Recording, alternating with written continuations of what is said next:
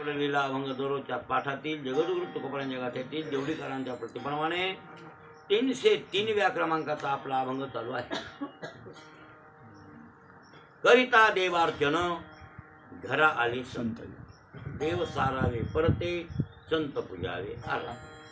देवपूजा जरी तुम्ही करीत असलात तरीही काय, आणि तेवढ्यात जर संत घरला आले, देवपूजा चालू आहे, संत घरला आले तर देव तसेच ठेवावे. सारावे म्हणजे फेकून द्यावे असा अर्थ नाही. देवपूजा तिथंच ठेवावी, खंडित करावी.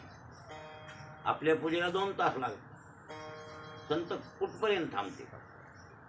त्यापेक्षा देवपूजा तिथं स्टॉप द्यावा तिला, आणि मग संत पूजेत रमावं, त्यांची सेवा करावी, पूजा करावी. म्हणजे तुम्हाला काल सांगितलं की हरिद्राम समर्पयामी, कुंकुम समर्पयामी, हे अर्घपाद्याची पूजन ते आहेच.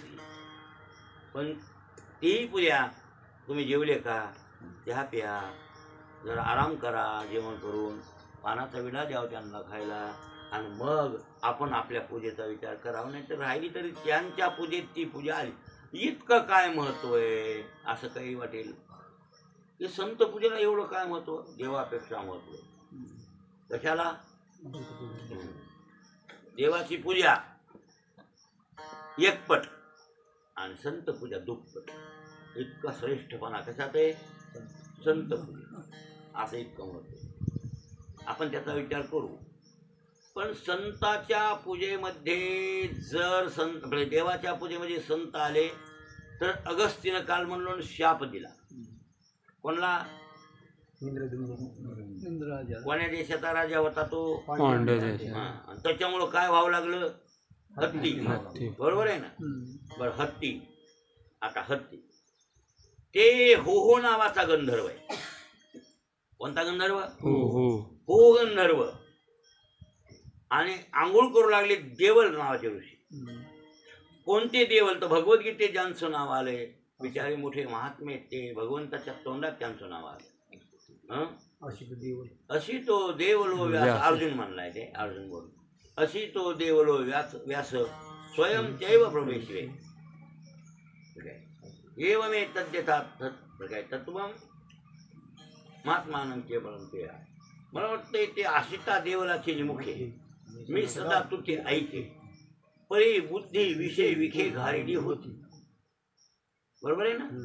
काय अर्जुन काय म्हणते देवाला, देवा आज तुम्ही मला भगवद्गीता सांगायले, ब्रह्मज्ञान सांगायले, असं नाही. याच्या अगोदर मला तुमच्या विषयीचं ज्ञान, तुमचं ज्ञान म्हणजे तुमच्याविषयी ब्रह्मज्ञान, आशिता देवलाचे निमुखे मी सदा तुझे ऐके. आशिता देवलाच्या मुखानं तुझं मी ऐकत होतो. तुझं मी म्हणजे ब्रह्माचं. तू कोण आहेस, ब्रह्म आहेस. आणि त्या ब्रह्माविषयीचं जे ज्ञान आहे ते मी ऐकत होतो देवा. पण भानगड ही झाली होती त्यावेळेला माझ्या बुद्धीत निर्मळपणा नव्हता. अर्जुनाचं बोलणं आहे, बुद्धी विषय विखे घालेली होती. पण या विखानं आणि म्हणून परिणाम होत नाही. भास्कर, तुमच्या बुद्धीत लवकर पालट का पडत नाही. कोणतं विख चढलंय तिला, विषयाचं विख चढलंय. म्हणजे बुद्धी विषय विखे घालेली होती, म्हणजे भरली होती, भरकटली होती. ती भरकटलेली बुद्धी मग तिच्यात ज्ञान सवलच नाही. देवा काय करावं. बरं काय, बरं नारद आयशाची वचिनी गाय, पण अर्थन बुजवणी ठाये, गीत सुखची ऐकू. काय नारद सुद्धा असंच गात होता. या त्याला काय विना सप्तम स्वरामध्ये लावून पेटी तबल्यावर, आणि त्याला काय पेटी तबला नव्हता नारदाला. पण हे तंबोरा घ्यायचा आणि तंबोऱ्यावर आपलं गायन करायचं. पण त्या गायनात कोणतं ज्ञान होतं, ब्रह्मज्ञान. म्हणजे ब्रह्माविषयीचं ज्ञान. आणि ब्रह्माविषयीचं ज्ञान म्हणजे तुझं ज्ञान. नारद आयशाच वचिनी गाय, हो आयशाच वचिनी गाय. जसं तू भगवद्गीता सांगायला का, नारद सुद्धा आयशाच वचिनी गाय, पण अर्थ न बुजवणी ठाये, गीत सुखची ऐकू. त्याचा अर्थ नाही आम्हाला कळाला. आम्ही गीत सुख म्हणजे कळलं का, स्वर आणि ताल. स्वरात तालात आम्ही गुंगलो. बरोबर आहे ना. त्या स्वरात तालात गुंगलो का, बुद्धी विषय विखे घालली. असे महात्मा असित आणि देवल जे आले भगवद्गीतेत अर्जुनाच्या तोंडात, ते देवल आहे. तिथं आंघोळ करू लागले. बरोबर आहे ना. आणि तिथं हो गंधर्व आला होता आपल्या बायाला घेऊन आंघोळ करायला. बरं येऊ जा, त्याचं ते करील त्याचे ते महाराज आंघोळ करते. नदीत काय हजारो लोक येतात आंघोळ करायला. नदीत काय कोणाला प्रतिबंध नाही. आता गंगा आलं म्हणे अमंगळ. हरिजन या, ब्राह्मण या, कोणी या, गंगेला आंघोळ करायला सगळ्याला मुभा आहे. बरोबर आहे ना. ती ब्राह्मणांनाच करावी गंगेत आंघोळ, हरिजनांना तिथं जाऊ नये असं काही नाही. तिला बाट चाट विटाळ चालणार अजिबात नाही. गंगाला विटाळ कशात आलाय? ती निर्मळच आहे बिचारी. मग आता ते आले होते. मग ते देवल ऋषी आंघोळ करू लागले. हे गंधर्व जरा विनोदी होता. त्यानं विचार केला की ह्या महाराजाला खालून लपून म्हणजे पाण्यात पाहून जायचं लपून. आणि महाराज आता मधलीत पाणी घेऊन सूर्याला अर्घ्य देऊ लागले. आणि आंघोळ केली नदीमध्ये असं वाजमधलीत पाणी सूर्याकडे बघून आपलं करू लागले. ते देव करू लागले. त्याच्या नादात ते हे पोहत पोहत आलं, बुडून डुबकी मारून सुळकी मारून लपून आलं आणि दोन्ही टंगडे धरून येऊन धरले. आता खालून टंगडे धरल्यावर महाराजाला भेव वाटणार नाही. एकाएकी पाण्यात कोणताही महाराज असू द्या हो. आता अशी देवल काय कमीत होय? देवल ऋषी कमीत काय? त्याचं नाव कुठं बी येते, कोण्या ग्रंथामध्ये येते देवल ऋषी. देवलच आहेत ते, ब्रह्मज्ञान आहे त्यांच्याकडं. पण ते एकाएकी वच अरे काय खरंच पायाला धरलं आणि मग वरी निघाला आणि वरी दाताडीत पुढं लागला. कोण? त्यानं हे केलं. काय वा, त्याचं नाव आहे हो हो. आणि करायला हे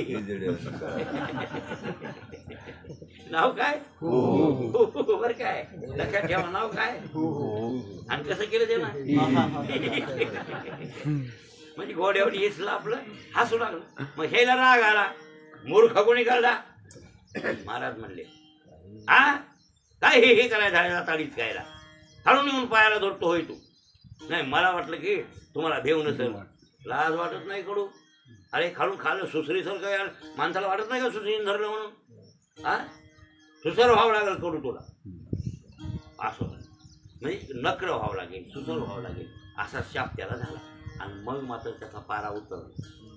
ती विनोदाचा पारा उतरला आणि पाया पडला. महाराज चुकलं म्हणा माझ्या कोण तुम्ही लई गरम झाले पाठवले. त्याचा शाप झाला आणि तुमचं तप आणि तप शापानं खरी कमी होते.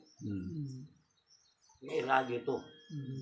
राग आल्यावरती मागायला केलेलं बोबलं जातं. हो काय करावं. महाराजाचं ते कसं होते तुम्हाला सांगतो. सरप चावल्यावर सरपाचं तेज कमी होतं. कोणा सरप ढसला का हा त्याला सुद्धा गुंग येते. कोणला राग येते. राग चावतंय. राग चावतंय पण त्याच्या अंगात विषय येते. ते गुंगत आहे. तुमचं विष त्याला चढतो. तुम्हाला विषय ना आपल्याला विषय आहे. आपला चावलेला दाना जाईल चिमण्याला टाकावर वाढवून जाऊ ती मरती नाही बघू. कोण हो ना. आपला चावायचा दाना तगळायचा आणि जरा चिकटकडून चिमणीला टाकायचा. चिमणीने खाल्ला का मरती का तुमचं विष चढतंय तिला. आपल्या अंगात विष आहे ना त्याला विष थोडं बाधा करतं. ते मुंगत कोण म्हणजे क्रोधान असं वाटलं होतंय ते चावलेलं. ते तसं कोणी महात्मा असो त्यांना राग येतो. राग आल्यावर जर त्यांनी ते राग फेकला समोरच्यावर जर फेकला का तर त्यांचं तेज आता देवलाला राग आला. देवल कातवले आणि हे मूर्ख मग पाया पडू लागला. म्हणला महाराज चुकलं माझ्याकडून कोणी झाली पण मला उत्साह द्या. ते म्हणले गजेंद्राचा पाय धरतील आणि भगवान विष्णू परमात्मा आणि तुला सोडवा येतील त्यावेळेला तुझा उद्धार होईल. ते वार आहे हो. ते नका तुमचं वाजत नाही.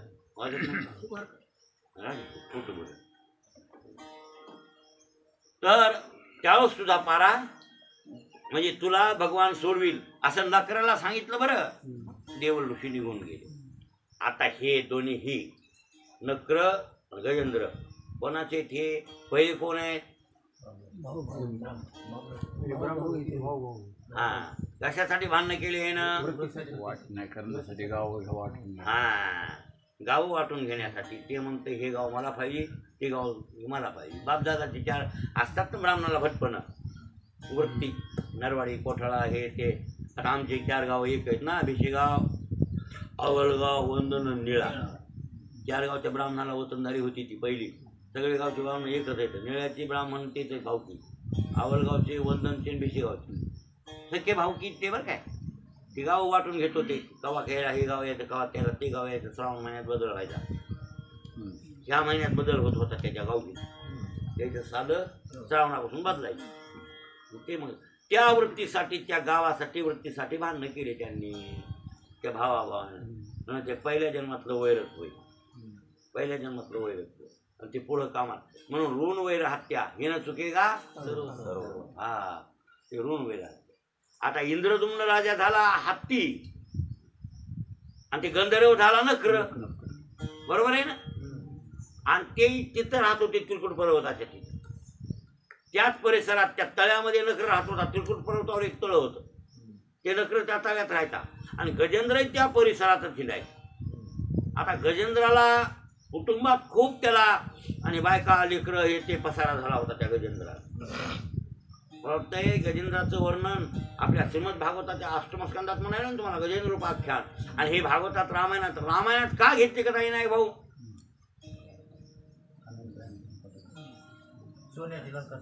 हा म्हणजे हा तिथून फाटा फुटला. हा, ते फाटा कशाचा होता. सोन्याचा फाटा गरुडा आणून टेकलेला. त्या नाथ महाराजाला इतकं मागलं सांगावं लागलं. सुंदरकांड कोणाच्या हातचं आहे. नाथांचे आहे ना. सुंदरकांड युद्धकांडातल्या शक्तीपर्यंत नाथ महाराज आहेत. पण नाथ महाराजाला एवढं सांगावं लागलं भागवतातलं घेऊन, भागवतातलं घ्यावं लागलं. आणि त्याला म्हणावं लागलं, नाथ महाराजाला ती कथा सांगावी लागली. महाराज त्या परिसरात ते गजेंद्र हिंडत होता, पण कधी तळ्यावर पाणी प्यायला गेला नाही. त्याला माहित होतं या तळ्यात पाणी प्यायला गेल्यावर आपला शत्रू तळ्यात बसलेला आहे, आपला पाय पकडील आपल्याला मारील असं त्याला वाटत होतं. म्हणून गजेंद्र तिथं पाणी पित नव्हता. ते इतका खूप माजला होता. माजलेल्या हत्तीला 4 दातं येतात. आधी तर पहिला हत्ती माजल्यावरच दातं फुटतात ना. कमी वयाच्या हत्तीला दातं फुटत नाहीत, बरं लवकर फुटत नाहीत. भेडा व्हावा लागतो हत्ती भेडा झाल्यावर काय येतात मग. कोणी हत्तीला दातं असतात ते नाराला मधातून निघतात. ते असे दातं निघतात. ते काही 4 दातं असतात त्याच्या हत्तीला. त्या हस्ती दंताचे काही खेळणे हे ते करतात ना. हत्तीच्या दातापासून काही वस्तू बनवितात ते बनवणारे कलाकार. हत्तीचे दात आणि दातात ताकद असते हत्तीच्या. अशा एखाद्या पर्वताला डोशीने तर ती काळा फुटते. इतकी ताकद त्या दातात असते हत्तीची. हत्तीचे दिसायचे दात आहे ते बरं, ते आगाव काय करायचे. त्याला खायचे दात मधात आहेत, दिसायचे दात वेगळे आणि खायचे दात वेगळे. असं ते दृष्टांत तुम्हाला देतात ना. तुम्हाला मारत नाही महाराज, हे माहीत नाही तुम्हाला दिसतंय गरीब नाही हे ते खायचे जातं वेगळे तर दिसायचे वेगळे. असं बोलतात ना लोक. असं महाराज ते खूप माजला होता. त्याला बकळ बायका होत्या. तिला बायका असतातच ना, कारण असतात नाही माजलेला कोणी असतात. हातीला बायका, कुत्र्याला बायका आहे की बायका कुठं नाही का. कुठे जा मुंगी व्हा मुगळा व्हा बायका नाहीत. इथं तर थोड्याच येतात, इकडं बी असतात. हो, मग त्या हत्तीला बायका, पुन्हा लेकरं नातू पण असा पसारा वाढला होता. त्याच्यात ते हत्ती तिथं पाणी प्यायचं नाही. लांब 2 कोस 4 कोस लांब जाऊन प्यायचं. पण त्या तळ्यात नाही पाणी. सगळ्या कुटुंबाला न्यायचं.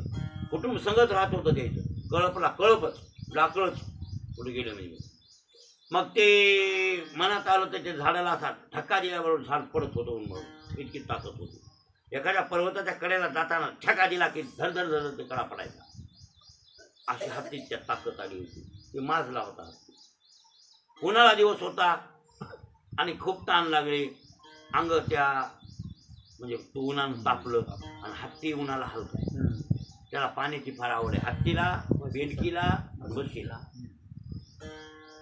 म्हणून पावसाचे वाहन असले की बेंडकोळी, हत्ती, म्हैस, पाऊस पडतेकडे पण त्या जोडे बरोबर असावे लागतात. इतकं काय वाहन असले झालं. आता यंदा बिन वाहनाचे पडायले. कोणतं वाहन आहे ते गाढव. याचं वाहन कोणतं आहे मला वाटतं कोल आहे काही. कोल काय भुकल तिकडे. मी इकडे आवड भुकायले डोऱ्या भाषाकडे कुटुंब राहिले. बरं काय कोण भुकल तिला भुकल गाडव का म्हणजे हातीचं वाहन आहे. पाऊस जोरदार पडण्याची शक्यता आहे. पंचांगावर लिहिले ते अरे चंद्र सूर्य तर काय स्त्री पुरुष हे काही जोडे बी असतात त्याच्यामध्ये. सगळ्या गोष्टी बरोबर योग असतात. ते असो जाऊ द्या. ते पंचांगाचा विचार करायची गरज नाही. ते बघत लोक महाराज पाऊस मी पंचांग बघत नाही पावसाचं पडायचा तवा पडणार जेवढं काय पडायचं तितकं पडणार त्याचा घोर का ना. आता तर डर पिछे काय जण झाले आमच्या शेतात माझी गरज नाही. मला भय होय नाव घेऊ नका. सण झाले म्हणून मी घोर नाही बिनगोड झोप येते आणि त्यावेळेस येत नव्हती मला. व्यवहार वाटता का तुम्हाला तवा लावतो असं नाही मला. सण झाल्यावर शेतात का झडझड करते काळी कसं तण काढावं ते कसं तण काढावं कसं तण काढावं रस्त्यात विचारत मी येतो बाबा उघडं ना बरं का नाही असं वाटत होते आणि वाटतंय. हां आणि शेतकरी तानाचा दुश्मन असावा. कशाचा त्याला शेतकरी म्हणावं. त्याला शेतकरी मग तेव्हा पाठ केला ना तुम्ही काय काय मनी पाठ केले लिहिली होती एका पारावर म्हणून मी ती सांगितली कीर्तनात. हा ज्याच्या शेतात हराळ खुंदा त्यानं सोडावं शेतातला झाडा बॅग पटला आपल्याला नाही पारावरली म्हणे कोणातरी मंदिरात ठेवली होती. मी वाचतोय कोणातरी मंदिरात ठेवली होती मन खरंच होती. मी आपलं कीर्तनाला घेतो ज्याच्या शेतात हराळ खुंदा त्यानं सोडावं शेतातला धंदा. मी म्हणलं खरं आहे मी कीर्तन करतोय बरोबर. हा दुसरी एक म्हण होती जेथे चाले हे रामाच्या नामाची गर्जना अशुभते तेथे कदार आहे. ही म्हण साळेगाव कोताळा होती बरं. ही म्हण होती मी त्या म्हणलेली साळेगाव कोताळा ती पाठ होते मला तवा ते वाचलं ती पाठ होते वाक्य ते असे हे जीभजोड आहे. पण हे तुम्ही पाठ केलंय असं नाही खरं आहे. हे खरं आहे ना महाराज. शेती होत नसेल तर कशाला करायची हो. माऊली त्याच्या म्हणे त्यानं सोडावा भजनाचा धंदा म्हणायचा. त्याच्या शेती हराळ कुंदा त्यानं सोडावा भजनाचा धंदा ते कुंदाच काढीत बसावं असं म्हणाले. अरे वा आपलं काय महाराज ते हत्ती लांब लांब हिंडायचं पाणी प्यायला तिथं नाही जायचं. त्याला खूप ताण लागली. एक दिवशी बायला त्याच्या बायकायला लई ताण लागली. त्या बायका म्हणल्या पाणलंही ताण लागली चला म्हणला. तितक्या 4 कोस लांब जाऊन पाणी पिऊस तर आम्ही मरतोच म्हणले. तोंडाला फेस यायला नुसतं पाणी पाणी लेकर करायले. तितक्या लांब जाऊन पाणी ते मला इथं दुश्मन आहे बाबा. इथं मोठं भरपूर पाणी मोठं तळ आहे. इथं दुश्मन मला आहे. ठीक आहे तुमचा दुश्मन काय इथं काय बसला का मी वाट बघत असतो. बायानं धुन केल्यावर बाया नवरा गप्ती बसतोय हो बरोबर की नाही. हा तुम्ही दुश्मनात करतात माय. हा इथं मरायलो आम्ही इथं पाण्यावर मरायलो आणि तुमचा दुश्मन काय खाणार आहे आणि ते का बसला वाट बघत चला इथं धुन केलं म्हातारीने धुन केलं म्हातारा गुरुजी बरोबर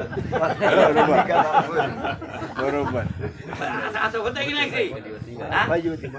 पोतीला जायचं कुठं काय तर इतकं आवरून आणि लेकराला पाणी टाकून कुठं शेताला जायचं मग आपल्याला थांबावं लागतं की नाही गुरुजी.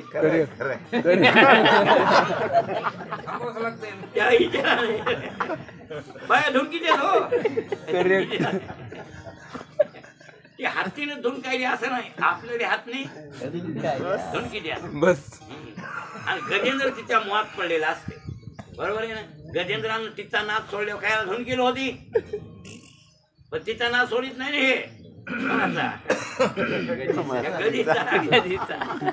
महाराज ती धुन केलं ते ना. मग त्यानं धुन केल्यावर खाली मान घालून तळ्यावर गेला. पुढे पुढे माग टाकलं चला चला पाणी गेले गेले पाणी प्यायला. मग पाणी प्यायले. मग आता आपण पाणी आधी प्यावं का नाही. नाही नाही नाही नाही कारबाईला पेता येत नसते. कारबाई काय महाराज खरंच लय अवघड आहे बरं काय. आधी पाणी पिलं नाही त्यानं. ते आधी बायकोला पाजायले लेकरायला पाजायले सगळ्याला पाजायले. पाणी पिऊन सगळे तृप्त केले त्यानं. कसं पाणी पाजलं माहितीये का. ते मधात येणं गेले ना तळ्यात त्याला माहित होतं इथं नकर आहे म्हणून. ते त्याला माहित होतं ना. मग मधात यावं तर ते धरील म्हणून ते म्हणजे आम्ही उभं राहतो तुम्ही सोंडीनं पाणी द्या आणून. आणि त्याच्या सोंडीत पाणी वाहवते बरं काय चांगलं 10 लिटर. हा अशी सोंड धरली का असं खेचते आणि तितकं पाणी आणून मागं पाजायचं. सोंडीत धरायचं आणि त्यांच्या तोंडात टाकायचं, सोंडीत धरून त्यांच्या तोंडात टाकायचं, असं पाणी प्रत्येकाला काटावर पाजलंय त्यानं हे. हा, आणि इतकं करून आंघोळ्या घातल्या. हो, लय तापले होते भलते उन्हानं, टाका पाणी आमच्या अंगावर. मग आता आपलं पाणी तरी प्याव की नाही? नाही. घ्यायला पाणी पाजण्यात आणि त्या आंघोळ्याला पाणी हाणलं होते. सोंड हाणायची आणि पाणी त्याच्या अंगावर उडवायचं. मग त्याच्या आंघोळ्या झाल्या, हा गार गार शांत थंड झाली. ती कोण? हाती लोक मागली सगळे लेकरं बाळ बायका पोरं. पाणी पिलं नाही, आंघोळ्या त्याला घालण्यात आणि पाणी पाजण्यात ते गर्दा करणार. ते गर्दा झाला तिथं, आवाज झाला की मधातलं जनावर ते नकर धावून आला. तर आला की आल्या आल्या टंगड. हा, तुम्ही गारवा म्हणले असते ना आता. हा, आता मरत आहे ते काय, आता मरणारच ना ते. मला नकरानं टंगड धरल्याबरोबर चिरकाला चित्कार करते हाती, चित्कार. आता बघा हाती चिरकत येत, चिरकल. अरे मला पकडलं, मला पकडलं. ते त्याच्या भाषेत बोलू लागलं ना. तुम्हाला वाटतं हे पाखरं फिकरं चिरकत येत नाही कोणी घ्यायला. वेगळे वेगळे बोलतात ते. बोलवीचे बोल, इकडे या म्हणते, तिकडे जा म्हणते, त्याचे बोलते. भाषा आहे ती, कळलं का? सगळे प्राणी बोलतात त्याची द्यायला, त्याच्या भाषेतून. ते ना हाक मारले, अरे बाबा मला धरलं, माझ्या शत्रून धरलं, माझ्या शत्रून धरलं. ते म्हणून लागले बायका लेकरं, सोडा सोडा सोडा, बाहेर निघा, बाहेर निघा. आणि पाणी केलं नाही त्यानं, आंघोळी केली नाही. बाहेर निघा, बाहेर निघा काय सोडी ना. ते बाहेर कसं निघा? त्याची ताकद पाण्यात आहे. सोडी ना. अरे मला सोडी ना, रे सोडी ना. तुम्ही काय करा, वडा मला बाहेर काढा म्हणून लागलं. मग त्या थोरल्या बायकोनं त्याच्या शेपटाला सोंडीत धरलं. तिच्या शेपटाला दुसऱ्या बायकोनं, दुसरी तिसरी असं साखळी केली. पुन्हा पोर हे अशी साखळी केली बरं काय गुरुजी. हा, साखळी करून त्याला वडायचं असं पक्क. आता ठरलं ते, आणि वडा वडा वडा वडा. मग ते नकर आहे बरं. आणि पाण्यात त्याची स्थान मग असे अगदी सोयंदा गजेंद्र मतिकर्षित, गजेंद्राला आकर्षित केलं का? हे स्थान महात्म्य, स्थल महात्म्य म्हणतात त्याला. स्थान महात्म्य म्हणजे स्थल महात्म्य. ज्याच्या त्याच्या गावात त्याची ताकद. लक्षात आलं की नाही? वही नाही भाऊ. हे नरवाडचे लोक आपल्यात आले समजा तुमच्या गावात तर, आणि इथं आले तुम्ही आता आगापणा करून गोष्ट लक्षात आली की नाही? ज्याच्या त्याच्या गावात त्याची पावर असते. मग गजेंद्राच्या पटांगणात इथं आता भूमीवर गजेंद्र ऐकत नव्हता, पण पाण्यात ते ऐकत नाही. जाणार का पाण्यात पवायचं त्याचं ज्ञान आहे त्याला, ते ऐकतच नाही. म्हणून ते वळले. महाराज त्या नकरानं मोठा छटका मारला एकदा. इकडे सगळे ओढला तट देऊन त्यानं मोठा झटका मारला की हेच कुटुंब कमरे इतक्या पाण्यात आणलं. हा, आणला हेलकावात. आणि मग थोरली बायको चिरकली, सोडा रे पोरो, सोडा सोडा सोडा. कोणला सोडा? म्हातारीला सोडा. हा, आपण मरतो तर वाचत नाही, सोडा. सोडलं, सगळ्यानं सोडलं. सगळ्यांना सोडल्यावर ते बघू लागलं लहानपण. नकार तसं करू, मला सोडून जाऊ नका. ते म्हणजे काय मरावं का म्हणजे तुमच्याबरोबर? हा, काय येडी झाली का काय? हे तुम्हाला आता सोडतं का ते जनावर? सोडित नाही. आणि त्याच्या नादानं आम्ही मरतो ना. मग सोडण्यातच फायदा आहे आता.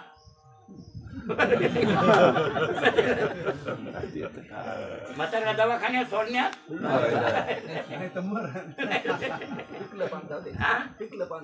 तसंच आहे रे बाबा, तसंच आहे. पण कळलं ना, हे मोहानं कळत नाही आपल्याला. ते आपल्या डोक्यात येळ असते त्याचं, म्हणून कळत नाही. तसा म्हणायला ते महाराज नाथांनी तर फार सुंदर वर्णन केले. ते म्हणले बायको बरं काय, खोडा खीर पाचर काय रूपक आहे ते जुन्या काळातला खोडा होता. ते तुम्हाला काय माहिती आहे? खोडा, विषयाचा खोडा बरं. हे पंचविषयित का हे आपले संसार, हे काय खोडा. आणि त्याच्यात तुमच्या अडकलीत बोट. बरोबर आहे. पहिलं कसं होतं लेकरायला लहानपणी जुन्या म्हाताऱ्याला विचारा ना, सकाराम गुरुजीपासून मागायला विचारा. शाळेत होता म्हणून महाराज, आणि तवा पोरं शिकत होते कण कण. हे हनुमानाला तसं पाहिजे होतं लहानपणी. याला होत होता. हे इतका जडपणा आहे ह्याच्यात, हे जडपणा निघून जात होता बघा. हा, ते काय करीत होते म्हणले लेकरायला, खाली पाट्या ठेवायच्या, पाट्या खापराच्या खाली ठेवायच्या. आणि त्या खोड्यावर द्यायच्या, घोडीवर. ती खोडा म्हणजे घोडीवर, जसा तुमचा सरका फायला करा एक कापूस वाटायचा, खाली एक पेर, वरून एक पेर, मधात साधाड, मधात घालायची सरकी, फिरविलं की मधातून निघती सरकी, एकडे पडते, रो एकडे पडते, बरोबर आहे ना. तशा प्रकारचा खोडा, त्याच्यात त्या खाली एक पेर, वर एक पेर, त्याच्यात अडकायचे बोट, कोणाचे गाबड्याचे, आणि त्याला पाचर असते. जितक्या पाचर दटा जास्त देताल तितकं सांग कमी होते, ते अडकते बोट पडते. लक्षात आलं की नाही. आणि असे बोट अडकायचे आणि पाचर ठोकली मास्तरानं ते पोरग असं टांगायचं आणि खालून सटके रुळानं, आणि खाली उडी हाणील तर ते हे पुन्हा पाट्या फुटल्या तर पुन्हा जास्त मारतो ते मास्तर. पाट्या फुटत्या पुन्हा घे वाजते. आमचे वडील सांगत होते असे मारित होते म्हणजे आम्हाला कुठं शाळेत म्हणले बाबा सांगत होते. आजच्या जुन्या काळात मारित होते म्हणजे खोड्या घालून त्या घोडी घालून, त्याला घोडी म्हणायचे, नाथ महाराज त्याला खोडा म्हणले. तर घोडी गाबडे टांगून ठोकलेली महाराज, आणि त्याच्यानं गाबडे बरेच नगच म्हणत होते शाळेत. शेताकडे बरे बरोबर आहे, गाई वाल्याच्या मशी तिकडच बरे त्यात नग उग कोणीतरी शाळेत जायचे आणि इतक्या कसोटी शिकायचे. बरं मग शिक्षण ते कडक होतं, पक्क शिक्षण होतं. कळलं. आता तर मास्तरला मारायचं कामच नाही, मास्तर मारील तर त्यालाच मार केले गाबडे. असे मूर्ख गाबडे येतात. ते काय पोलटे काय कवडीची अक्कल नाही त्याच्या बोलायला. काय अभ्यास, पहिला अभ्यास खरा होता. महाराज ते खोडा, आता नाथ महाराज म्हणले हे खोडा म्हणजे घोडी, ही विषयाचा खोडा, त्याच्यात तुमचे अडकलेत बोट. कोणते बोट? मन बुद्धी चित्त आणि अहंकार, हे तुमचे बोट अडकले. आता त्या खोड्याची पाचर मेन कोण आहे? घरची बायको. नाथ महाराज म्हणले का नाही बघा, ते रामायण काढा, ऐका रामायण, भावार्थ रामायण बघा. त्या खोड्यावरील पाचर कोणती? नवनाथ. हा त्याची ठोकली पक्की एकदा, जेवत नाही वरिष्ठम सर्व कल्याण. पाचर खोटच घेते, तुमचं कल्याण झालं गयात. कल्याण शेवटपर्यंत ती पाचर होय तुला बसली पक्की. पक्की बघितली विचारला मला. याचा सगळा तुझा अभ्यास आजपर्यंत एवढा अभ्यास नव्हता तुझा. मला तुझा अभ्यास झाला बा. आता खोड्यावरील घोड हे विद्यार्थी उतरतच नाही, बोटच तुटून जाणार तरी विद्यार्थी खोड्यावर निघत नाही. हे बघा लक्षात ठेवा. हा त्याला लय वैराग्य लागल, तितकं वैराग्य तोडणं काय शक्य. मला हे पाणी तुटत नाही आता. तुम्हाला लय पाणी आठांग आहे, आणि तुमची ताकद पाहण्याची कमी आहे. तुम्ही पाण्याच्या बाहेर निघत नाही, थोडं उगत मधात राहून असं आहे. सगळं आम्ही बघतो, एका झटक्यात ओळखीतो माणसाची पावर. हा आता ते एखादात बोलल तुला. तू मालक, अमृत नाना, शिवाजीराव, आपण इतके चौघजण तुमची स्टोरी सांगतो, तुमची सगळी स्टोरी सांगतो. एका यात्रेत 35 दिवसात तुला अभ्यास सगळा झाला. आम्हाला सगळ्या अभ्यास. हा अभ्यास तवाच होता येईल, त्याला काय उशीर लागते का मला. चला महाराज असा आता हे बायकोची पात्र नाथांनी किती सुंदर वर्णन केलं त्या खोड्याचं याचं केलं की नाही. अरे चला महाराज त्या बायकायनं सोडलं की गजेंद्राला. गजेंद्र म्हणून लागला नका तसं करू, तुमच्या पाया पडतो. तुम्हाला मी लहानाचं मोठं केलं, बरं जगविलं, इकून तिकून आणून खाऊ घालीत होतो, किती संरक्षण केलं, किती मी जीव तोडला तुमच्यासाठी. आणि तुम्ही अहो ते सगळं केलं म्हणले, मग आता तुमच्यासाठी काय मराव का काय? हा अजिबात नाही जमत म्हणली ती थोरली बायको म्हणली. हा आमचे लेकर बाळ वाचले हे भाग्याची म्हणते म्हणली. खाली माती घेतली त्याच्यावर वळवून टाकली. बरेच वाचले पोर हो चला घर. महाराज आज तसंच होतंय आपलं बी. लय दवाखान्यात नेलं, काही म्हणलं डॉक्टर याला म्हाताऱ्याला तुमच्या नीट होतंय, पण 15 लाख रुपये लागते. मग ते विचार करते आपल्या रान किती 5 एकर, आणि 5 एकरातलं 3 एकर तर 5 लाखानं ऐकल्या. 3 एकर तर ह्याच्या म्हाताऱ्यात काय डोंबलं उरलं.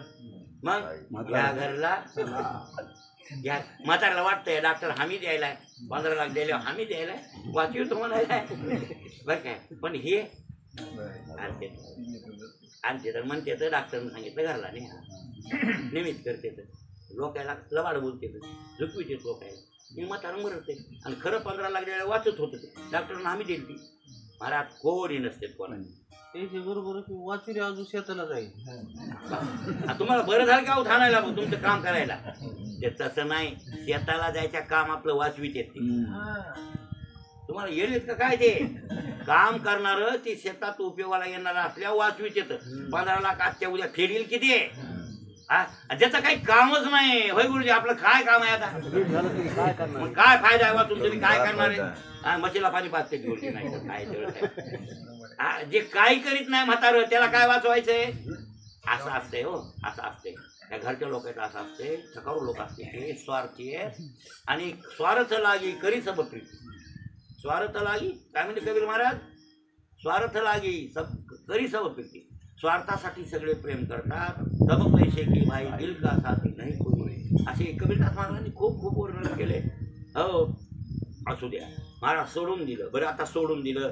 गजेंद्र हैराण झाला, लहान तोंड केलं, अंतःकरण त्याचं भरून आलं, डोळ्याला पाणी आलं. मी ज्यांच्यासाठी एवढा जीव घाललो जन्मभर, आणि त्याला इतकी तरी वैराग्य व्हायला काय? मागच्या मनुष्य जन्मातली केलेली भक्ती कामाला. साप आहे पा, काय म्हणणार देव? बघा ज्ञानेश्वरी, पाहे पा सावजे हातीर धरे, तिने त्या माते काकुलती स्मरिले. बरं काय? दयाचे पशुत्व वाव झाले, पावली आम्हाला, जे पावली आम्हाला. मी आलो का त्याचा जनावरपणा काढून टाकला, त्याला मुक्त केलं आलो. बरोबर आहे ना? सावजे, सावजे म्हणजे त्या जनावरानं हत्तीला पकडलं. हत्तीरू काय महाराज? हत्तीच्या डोळ्याला पाणी आलं. बरं, आता अंतिम समयाला भगवान परमात्माचं आपल्याला आता कोणी नाही. अंतकाळी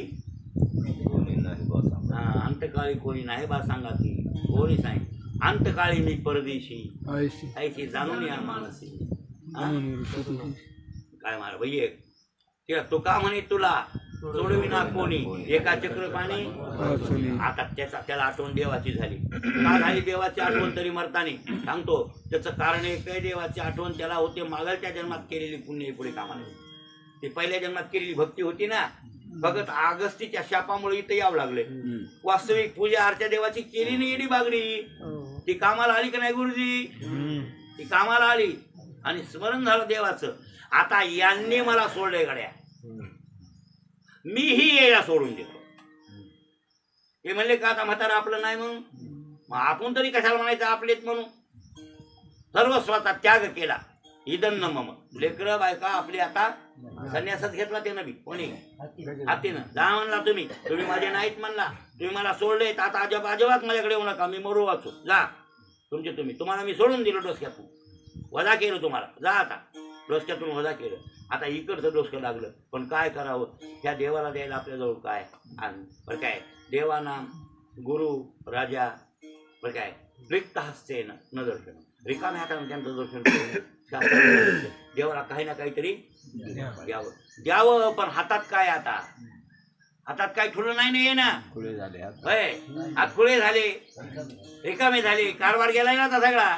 मग काय करायला पाहिजे? मग आपण आता फुकटचं फुल, तळ्यात फुकटचं उगवलेलं कमळाचं फुल, ती सोंड बी खोलली त्यानं.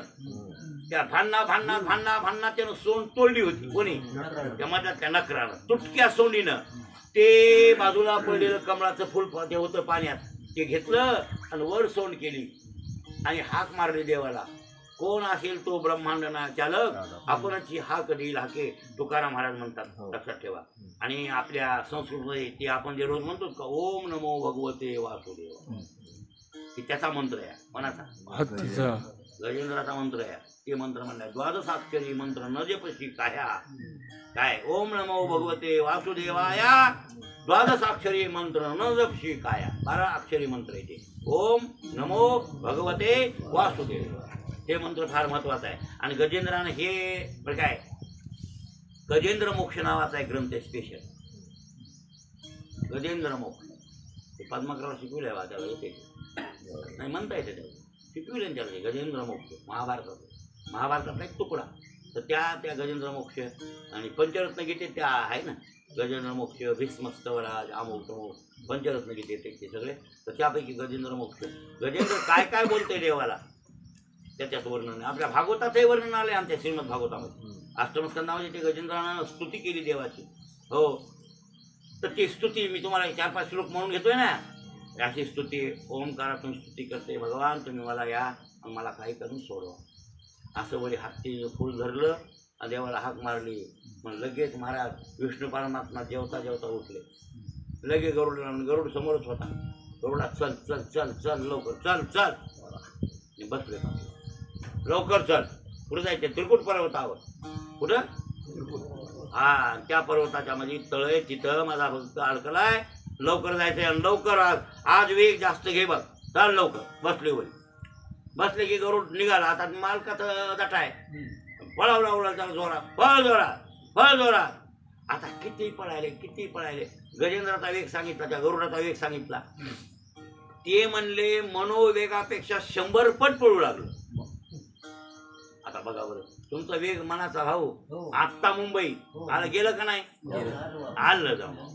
आणि याच्यापेक्षा गरुड किती पळायला? 100 पट. आता तरी देवाला पटना. ते म्हणले लय वावर झालं. आता कुठं राहायला म्हणले गजेंद्र, कवा जाणं होईल? आणि हे गायन करू लागलं पंखातून. एका पंखातून गायन, सामवेदातलं गायन आहे ते बरं का, शास्त्रीय संगीत म्हणतात त्याला. ते पंख हलवित आहे, त्याच्यातून गायन करतंय. एका गायनाचं नाव आहे रतंतसाम आणि एका पंखातून गायन करताय बृहस्साम. भगवद्गीतेत ते वाक्य आलेले आहेत. बृहस्साम तथा सामनाम गायत्री छंद साम. भगवंताची विभूती बृहस्साम. बृहस्साम गायन आहे ना बरं काय, विष्णू परमात्म्याची ती काय आहे, भगवंताची कृष्णाची विभूती आहे. असा बृहस्साम गायन करायला आहे. तर ते गायन पटना. गडबड डोसक्याला ताण असल्यावर कॅसेट टाकलेली काय कामाची? बरोबर आहे ना. टाकल्याची कॅसेट जरी टाकली आणि डोसक्याला मध्ये बसणाऱ्या मालकाच्या ताण आल्यावर हे बंद करते. मग डोसक्याला लागल्यावर तुम्ही कॅसेट काय टाकली म्हणून बंद करायची काम, असं माणसाला वाटतं की नाही? हा, तसं देवाला वाटलं. ते म्हणजे बंद करते गायन. पळायचं वगैरे सोडून दिलं, गायनच करीत बसायला येतो. चल लवकर. आणि ते खूप पळायला जनावर. किती पळल ते पशु पक्षी. पळून देवानं विचार केला हे पळत नाही बा, टाकली उडी. ते गरुड मागं सोडला. झटक्याला देव आली. त्याला काय, आता देवाचा वेग म्हणजे देवाचाच वेग आहे. आले देव स्वतः भरारी मारून. आल्या उतरले. पहिलं सुदर्शन चक्र सोडलं आणि सुदर्शन चक्र सोडणं आणि त्या घराचं मुंडकं त्याचं मुंडकं काढून आणि मग मगर मिठी सुटली. मुंडकं सोडलीच नाही त्यानं बी. आणि मग ते दोन्ही प्रेत देवाने घेतले हातावर. आता देवाची ताकद काय कमी. दोन्ही हातावर घेतले आणि तळ्याच्या बाहेर. आणि आता इकडं गजेंद्र आपलं हे गरुड पाकडून मागच पळायले. त्याला वरून देव आपल्या पाठवून गेला हे बी पत्ता नाही. ते पळायले. आतावर तर देवाने एवढं पुढे येऊन काम केलं. काढली बाहेर, उद्धार केला. लगे विमान बोलविलं, दिव्य शरीर दिलं कोणाला? गजेंद्राला. थकलास माझ्यासाठी बरं काय, मला हाका मारल्या म्हणून तुझ्यासाठी मी आलो. जन्मजन्मी माझी भक्ती केली, 1000 जन्मात भक्ती केलीच म्हणून तुला मी पावलो अंतिम समयाला. जरी हाती झालास तरी माझी आठवण तू विसरला नाही. तरी आता तुझा उद्धार करतो. दिव्य शरीर तुला देतो आणि विमानात बसून वैकुंठाला घेऊन जातो. आता हो चल. लगेच दिव्य शरीर केलं. बस म्हणले विमानात. बसला विमानात. हे काम पुढे येऊ नये बरं का, मागच ते गरुड जरा चालू झालं. तिथे आमच्या नामदेवराच्या गाथा काढा आता लय बोलले नक्र बोले रुची घेतली. हे तर भागवतात बी आले, रामायणात बी भांडण आले. नक्र बोलायले. नक्राला हसू आलं. ते हसला. हसल्यावर देव म्हणले का हसला बाबा? काय नाही म्हणले, हे हसू आलं. शास्त्र पुराण वेद सांगतात ते आज मला लबाड वाटलं. काय सांगते शास्त्र पुराण? ते म्हणले ते समोहम सर्वभूतेषु तिष्ठन्तं परमेश्वर. अशी काही गीतेसारखे वाक्य बोलायलेत. म्हणले की भगवान परमात्मा सगळ्या जगाला सम आहे. आणि मग इथं तर विषम दिसला. काय विषमपणा दिसला माझा तुला? आता इथं विषमपणा नाही तर काय हो म्हणले, त्याला तुम्ही विमानात बसविलं आणि मला इथं सोडलं. बघा ना देवा तुम्ही, हे विषमपणा नाही का दोघात? अरे वा, तू कसा बोलतोस म्हणले मूर्खा. मला त्यानं हाक मारली. देवा हा ओम नमो भगवते वासुदेवाया. लवकर ये म्हणला. खोल एक वाहिलं मला म्हणून मी धावून त्याच्यासाठी आलो. तुम्हाला हाक मारली का? नाही. आणि म्हणलं हाक मारल्यावर मी येऊ कसा? सांग, तुझा उद्धार करू कसा? आमचं काम आहे जे हाक मारील त्याला हात देणे, जे हाक मारीत नाही एरवी तरी पाही. जे जैसे माझ्या ठाई भजते तया मीही तैसाची भजे. बाबा मला हाक मारली त्यानं म्हणून मी धावून आलो, म्हणून तुला उद्धार. ते म्हणला बरोबर आहे, त्यानं हाक मारली, नाव घेतलं म्हणून तुम्ही धावून आले. मी तर प्रत्यक्ष तोंड बघितलं. मग आम्ही लोकांना सांगणार की आता इथून पुढे फक्त त्याचं नावच घेत जा, त्या देवाचं तोंड बघू नका. तोंड बघितलं की तसंच होतंय आणि नाव घेतला उद्धार करतंय, असं मी इथून पुढे लोकांना सांगणार. देव हसले. देव म्हणले तुझ्या अंतःकरणातलं ज्ञान बघितलं, तुझा उद्धार मी करणारच, पण तुझी किती काय बुद्धी आहे, काय बोलतोस ते मला बघायचं होतं, म्हणून तुलाही दिव्य शरीर देतो बाबा, तू घोर करू. दिव्य शरीर त्यालाही दिलं आणि मग ते पाया पडला त्याच्या आणि ते पाया पडला त्याच्या. कोण? हत्ती नकर दिव्य शरीरानं. ते म्हणला उपकार झाला, उपकार तुमच्या पाया पडलो, तुम्ही भगवत भक्त. हत्तीला म्हणायला कोण? नकर. गजेंद्र नाही नकर बोलायला. नकर म्हणतोय गजेंद्रा तू भगवत भक्त होतास, देवाचा चिंतन करीत होतास, तुझ्या पाया पडलो आणि तुझ्या पायाला धरलं. धरलं म्हणजे पायाला लागलो, पायाला लागलो म्हणून ह्या भगवंताने माझा उद्धार केला. हत्ती म्हणला बरं झालं म्हणला तू आम्हाला टंगडं धरलं म्हणून, नाही तर त्या आईबाईच्या त्या लेकराच्या मोहातून मी निघत नव्हतो. बरोबर आहे की नाही? हा, टंगडं तो पकडलंस आणि मला व्याकुळ केलंस म्हणून मला त्याची आठवण झाली. आणि कवा लक्षात ठेवा, दुःखमे सुमिरन करे सुखमे न करे कोय, आणि सुखमे सुमिरन करे तो दुःख काय को होय. काय म्हण बरं आता, दुःखमे सुमिरन करे सुखमे न करे होय, पण दुःखमे सुखमे सुमिरन करे तो दुःख काय को होय. अरे दुःखात भगवंताचं स्मरण करता काय, सुखात कोणी करीत नाही. आणि सुखात जर स्मरण केलं काही संकट नाही, काय नाही, त्रास नाही, काय नाही, सगळे विषय अनुकूल आहेत. बायको वसकळत नाही, लेकरं वसकळत नाहीत, कोणी काय नाही, टंगडे दुखत नाहीत, अंग दुखत नाही, काय संकट नाही, तरीही देवाची आठवण होत नाही. पतिया एखाद्याला जर तर मग काय दुःख होईल का त्याला? पुन्हा दुःख ते काही नाही स्वप्नात. बरोबर आहे? पण असू द्या, नका सुखात करू. दुःख झाल्यास तरी आठवण येईल ना. मग अशी दुःख झालं त्या गजेंद्राला. ते मला माहीत टोटंगडं धरलं बाबा, वळलंच ते बेजार केलं, मला लई पायाला चावला काय, चुसवून तोडली काही, आणि म्हणून मला आठवण झाली. मला दोघाचा उद्धार केला, भगवान गेले. आता मग मागून गरुडाला, गरुड येऊन पाया पण बाबा बाबा बाबा पुढे दिसायला बुवा तू काय मिळेल पाठी होतो नाही काही त्या पत्ताच नाही गेला. आला पाया पडला, लाज वाटली. देवा मला लाज वाटायची नाही, तुम्ही कवाशी आली, तू पळच ना गेलास म्हणजे हो. ते मला रोजच्या काही 100 पट पडू लागलो, पण तुमच्या मनाचा वेग वाढला होता. तुम्हाला ते वाटू लागलं की कवा भक्ताकडे जाईल आणि त्याचा उद्धार कवा. असं झाल्यावर माणसाला वाटतंय तेवढी गाडी पळणं झाली आहे नाही का भाऊ. रात्र तेवढीच असते आणि मड्याची रात्र जड जड जात असते का? त्या दिवस मोठा होतोय होत आहे का? 12 घंट्याची रात्र का 15 घंटे होती का? नाही. मग जड का जाते या? तुमच्या मनाचा वेग तिथं दुःखात असतंय म्हणून जड वाटतंय, आज त्यातला भाग आहे. तसं झालं देवा तुम्हाला, म्हणून तुम्ही धावून आले. आता आले आले आम्ही काय जीव आहेत म्हणे, तुम्ही देव आहे. पण मी पळून पळून पळून पळून भूकच लागलो. लय भजनात आलेल्या भूक लागते की नाही ज्ञानबा? लागे नाही का? नाही ते कशाला पोहे खा वाटते. एकादशीला पुन्हा आडूला आलेल्या काय एखादं बाटली का गेली चुली. काय भजनाचा फायदा झाला? सगळं बोंबलत गेलं भजन. असं होतं. नाही नाही नाही महाराज, पळून पळून भागलो म्हणला, मला भूक लागली. देव म्हणले काय नाही, माझ्या हाताने हे 2 मडे कसे झाले उनीच, हे 2 मडे उचल खाय, मागून ये. मी ह्या दोघाला घेऊन विमानात बसून चाललो वैकुंठाला घेऊन या दोघाला. तो एवढं कर. ते म्हणला बरं. आता गरुड गेला त्या मडे खायला, तेवढ्यात भोभरंग पाकुळे कालवून त्यानं धरलं होतं मड्याला, खाऊ लागलो. ते पाकुळ मोठं ते मोठं होतं.